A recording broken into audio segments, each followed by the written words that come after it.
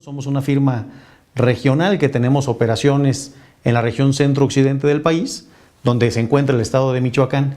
Y en este estado de Michoacán inicia el año con una nueva ley de Hacienda del estado de Michoacán que contiene varios impuestos que es necesario analizar para tomar decisiones, insisto, y lograr certeza jurídica en aquello que estamos haciendo y desarrollando. En Michoacán, en la ley de Hacienda, ya se venían contemplando el impuesto sobre nómina, que en la práctica así se le llaman, que tiene un nombre mucho más grande, y los impuestos sobre servicios de hospedaje. En estos impuestos, lo que contiene la nueva ley de Hacienda del estado de Michoacán son unas nuevas tasas. Estos impuestos se pagaban a una tasa del 2% y han incrementado para ahora estar a la tasa del 3%. Y paralelamente se han creado nuevos impuestos en el estado.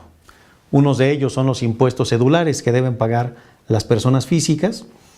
Otro grupo de impuestos son los impuestos ecológicos. Y hay un tercer grupo de impuestos que son los impuestos sobre negocios jurídicos e instrumentos notariales. Vale mucho la pena, por lo tanto, reflexionar qué hacer en el entorno de cumplimiento fiscal, pero también cuáles son las alternativas de defensa que tenemos los contribuyentes, que tiene cada particular, para saber si este impuesto es factible acudir al amparo o no es factible acudir al amparo. Y por ahí vamos a comenzar a platicar de algunas cuestiones. A ver, todos los impuestos están sujetos a una regularidad constitucional, a unos principios tributarios que están contenidos en la Constitución, pero también a unos derechos fundamentales, a unos derechos humanos que están contenidos en tratados internacionales en materia de derechos humanos y en la propia Constitución. Y es a la luz de estos derechos y de estos principios que se tiene que analizar si el impuesto ha sido bien diseñado. Me explico. El legislador, el Congreso del Estado de Michoacán en este caso, tiene facultades para establecer impuestos. Pero estas facultades no son ilimitadas, son regladas. Hay límites al legislador al momento de crear impuestos. Y si no respeta estos límites el legislador, pues entonces se puede acudir al juicio de amparo para poder obtener el respeto de los derechos fundamentales. Vamos a cuestiones más prácticas. Hay dos impuestos que se han aumentado las tasas. Uno es el impuesto sobre nómina y otros son los impuestos sobre servicios de hospedaje. Estos impuestos no son nuevos y no son exclusivos del estado de Michoacán. Se han judicializado en muchos estados de la República.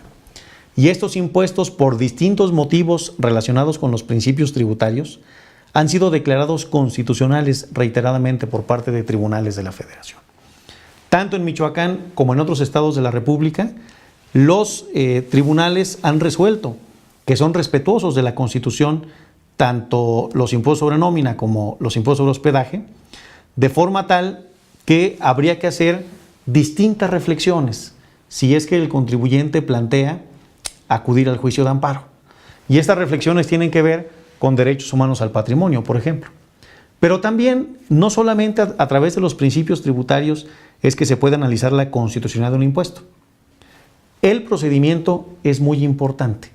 Y en el caso del Congreso de Michoacán, hemos encontrado que el proceso legislativo a través del cual fue creada esta nueva ley de Hacienda y fueron creados estos aumentos de tasas de impuestos, tienen vicios.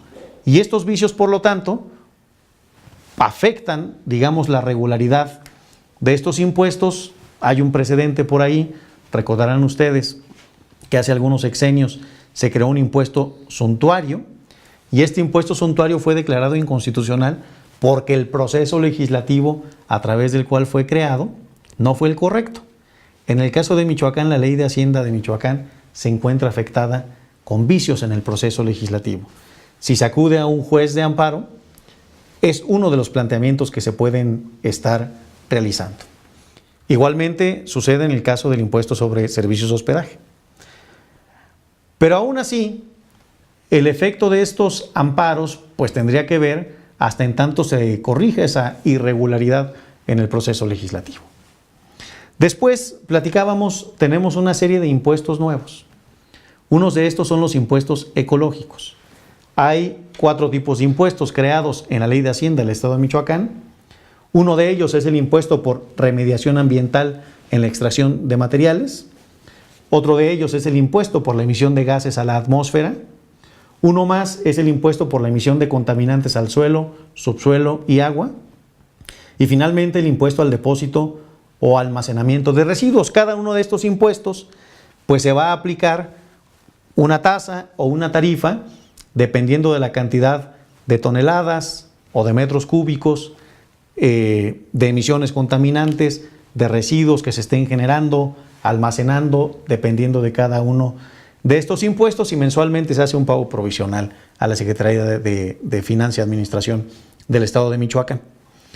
Vale mucho la pena analizar por qué se crearon estos impuestos y los razonamientos que el Ejecutivo del Estado de Michoacán ha establecido al momento de crearlos es que no persiguen fines recaudatorios.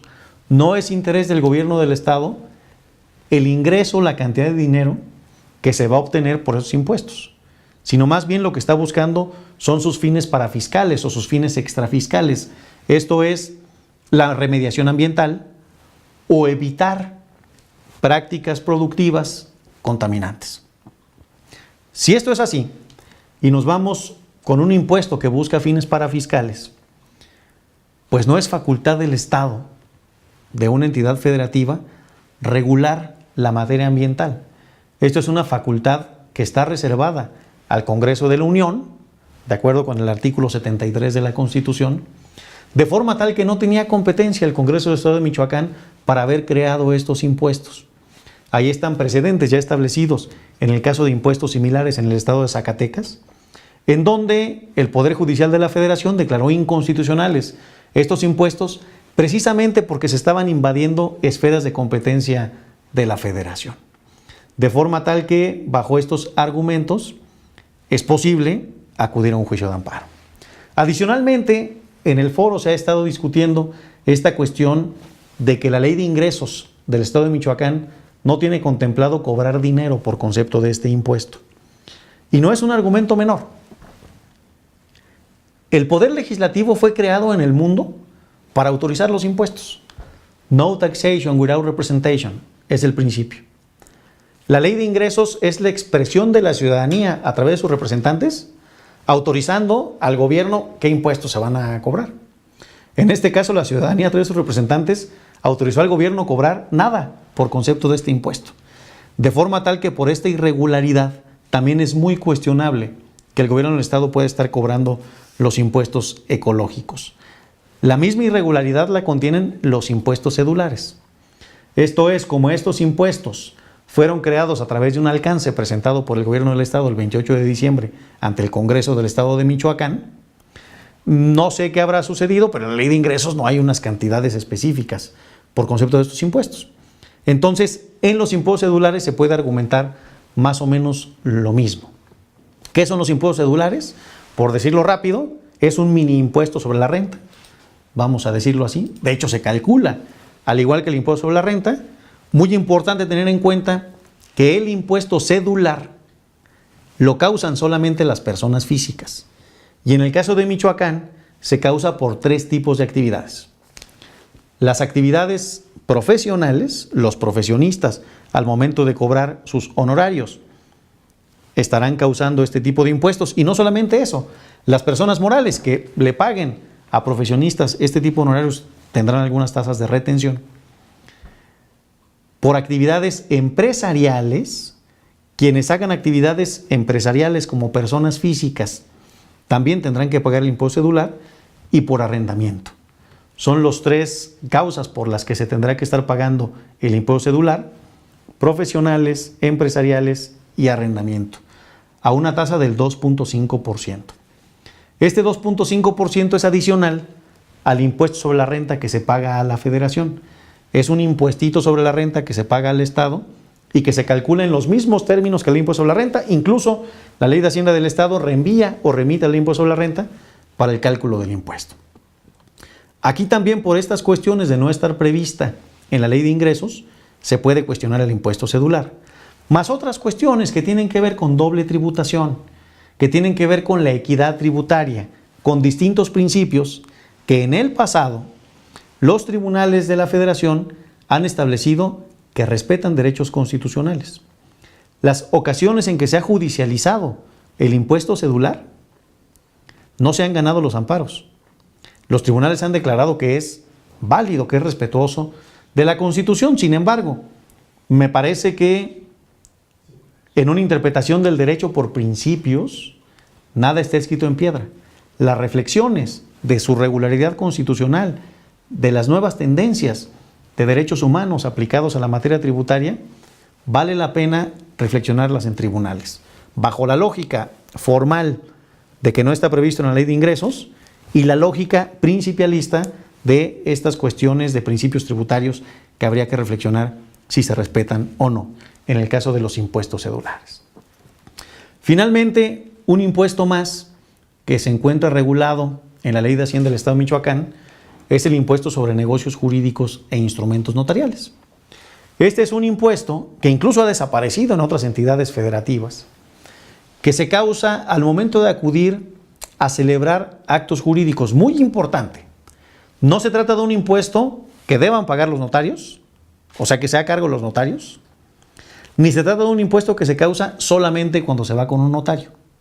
En realidad, cuando en el estado de Michoacán se celebren o se ejecuten un listado importante de actos o contratos de mutuo, aumentos de capital, creación de sociedades, liquidación de sociedades, fusiones, escisiones, otorgamiento de poderes, de mandatos, se deberá estar causando este impuesto sin importar que se haya celebrado entre particulares, que se haya celebrado ante un notario público, ante un corredor público o incluso sea una transacción ante un juez o sea una ejecución ante un juez.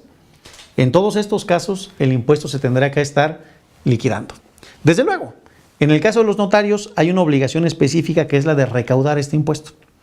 Quiere decir que cuando dos particulares o más particulares acuden ante un notario público para poder celebrar uno de los contratos o de los actos jurídicos que están gravados con el impuesto sobre negocios jurídicos e instrumentos notariales, el notario tendrá que recaudar ese impuesto y enterarlo a la Secretaría de Finanzas y citar en las escrituras públicas o en los documentos notariales los datos referidos al pago de este impuesto.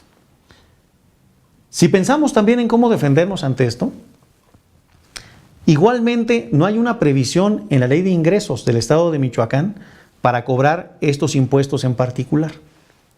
Adicionalmente, ya existen precedentes en otros estados, por ejemplo, en el estado de Jalisco, donde también Ruiz Consultores tiene operaciones y su dirección general, en donde este impuesto ha sido declarado inequitativo, vulnera el principio de equidad tributaria, porque solamente grava ciertos actos en ciertas situaciones.